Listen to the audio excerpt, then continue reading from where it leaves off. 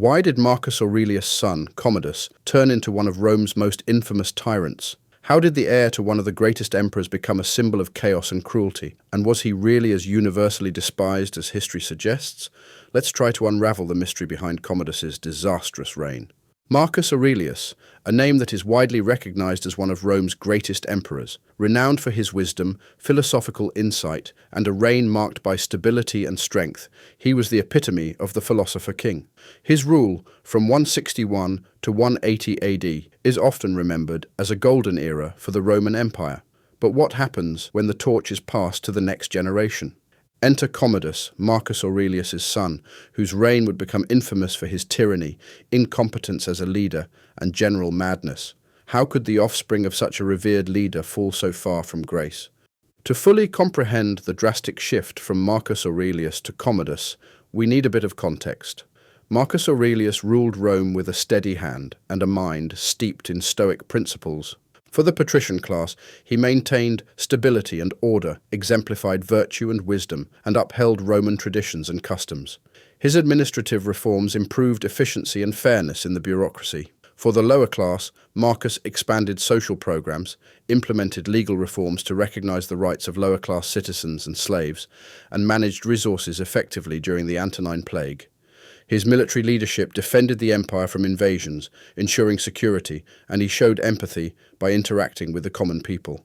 Upon his death, his son Commodus ascended to the throne. The transition from Marcus's rule to Commodus's reign marked a significant departure from these values and the stability that had defined Rome's leadership. Commodus's sole rule, from 180 to 192 AD, was plagued by all sorts of troubles, indulgence in personal pleasures, and a neglect of the empire's crucial administrative duties.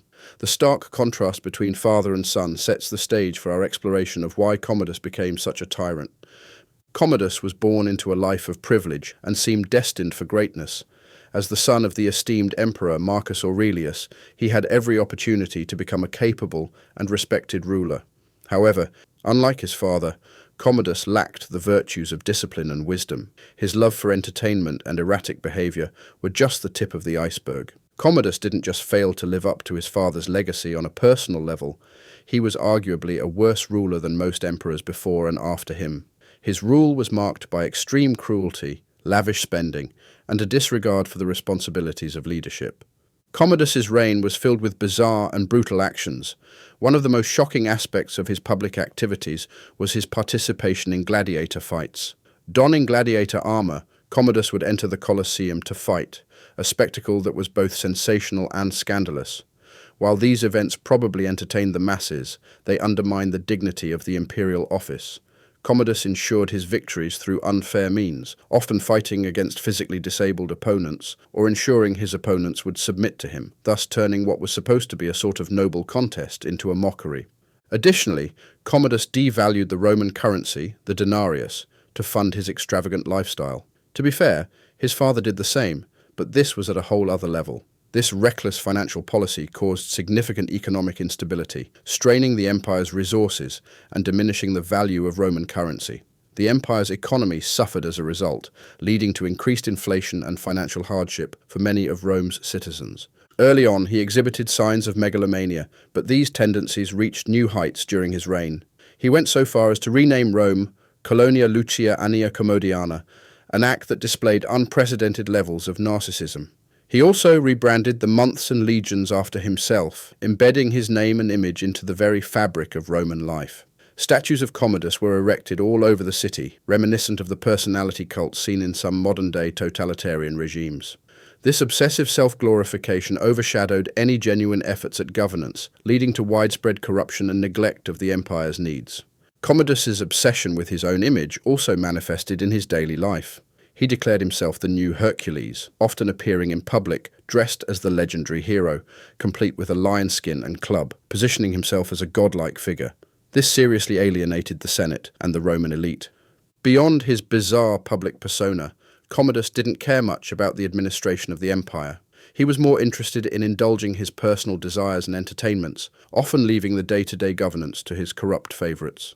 This neglect of duty allowed unscrupulous advisors and officials to manipulate him for their gain, leading to widespread corruption and inefficiency. The administration's failure to address critical issues only exacerbated the empire's decline during his reign.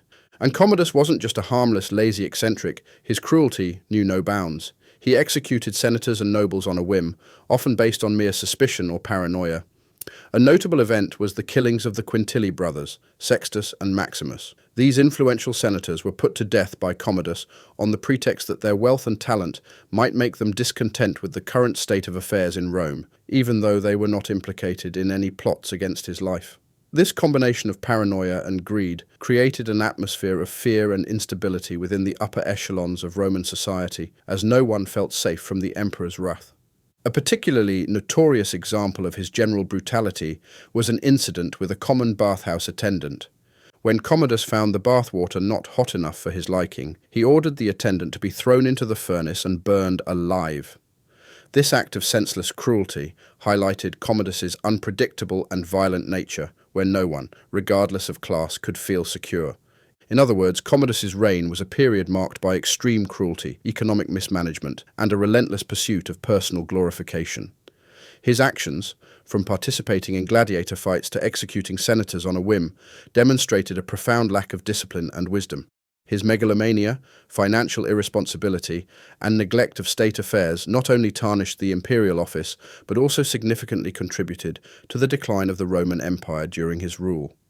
Now that we understand the sharp contrast between Marcus Aurelius's and Commodus's reigns, let's discuss what could have caused such a dramatic difference. What led the son of one of Rome's greatest emperors to become such a disastrous ruler? Commodus, like his father, had access to many skilled tutors. However, unlike Marcus, he seems to have rejected their teachings.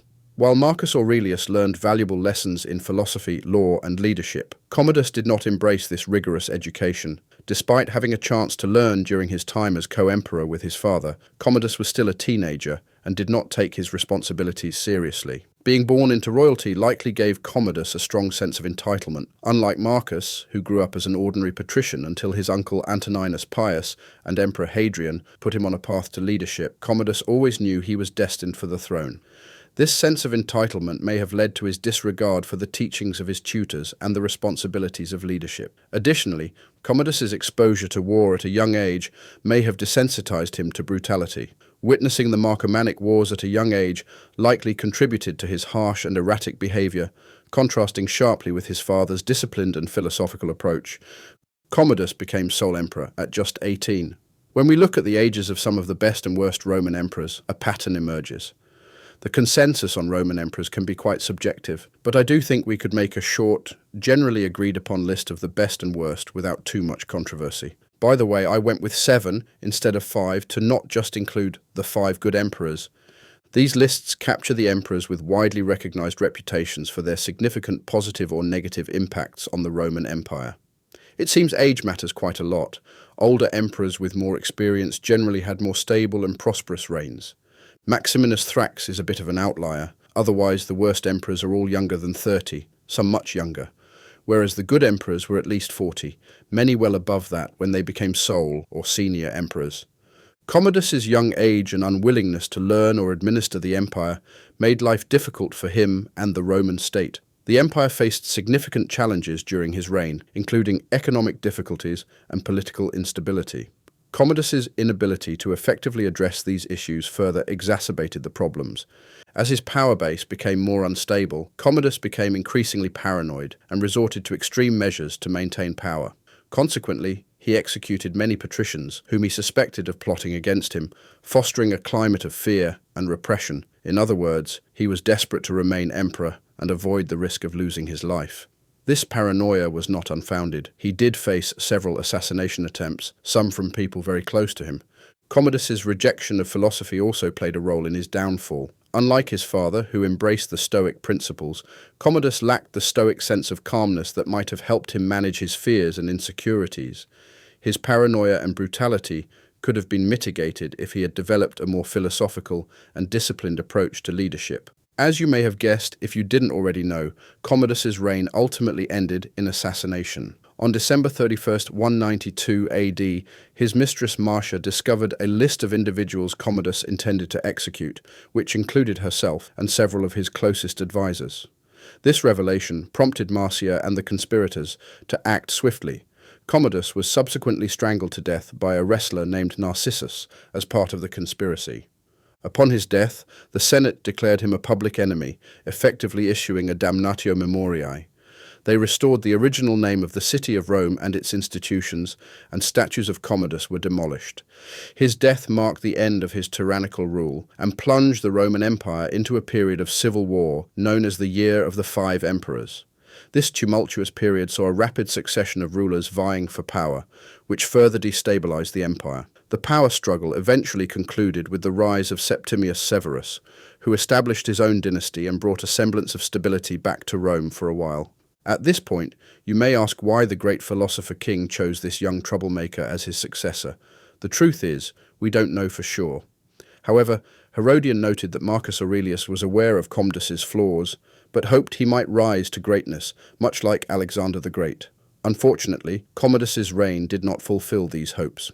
Let's summarize and then end with some speculations and some arguments that perhaps quite a few Romans actually liked him. First, lack of experience and preparation played a crucial role. Commodus became emperor at the young age of 18, without the maturity or the extensive training his father, Marcus Aurelius, had received. This lack of preparation made it difficult for him to govern effectively, which further compounded his problems. His sense of entitlement from birth, having been raised as the heir to the throne, likely exacerbated his disregard for the responsibilities of leadership.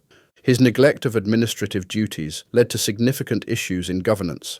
Focusing on personal pleasures rather than the responsibilities of leadership allowed corruption and inefficiency to flourish.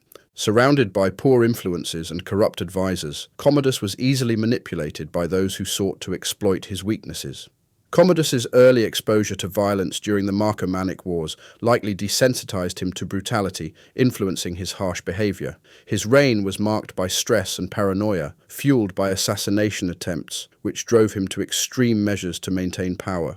His desperate need for personal glory, constantly compared to his father's greatness, further pushed him towards the edge. Speculatively, Commodus might also have suffered from some sort of illness, but there is no definitive historical evidence that Commodus suffered from brain damage, poisoning, or a specific mental illness. Finally, it's important to consider the potential bias in historical accounts. Many sources were written by senators and historians who hated Commodus, possibly exaggerating his flaws to highlight the contrast with his father. Nonetheless, Commodus's actions during his reign provide ample evidence of his incompetence and tyranny. However, Commodus may not have been universally despised at all.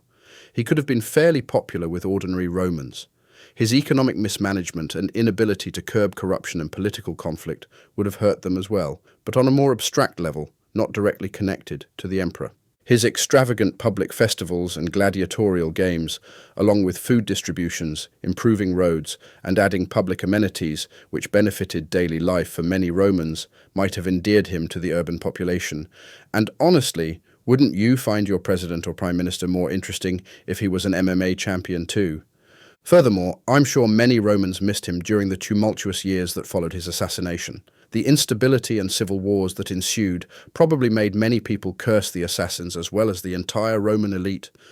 If you enjoyed this analysis of Commodus's reign, please consider joining our Patreon. Your support helps us continue to create more videos exploring fascinating historical topics. Thank you for watching.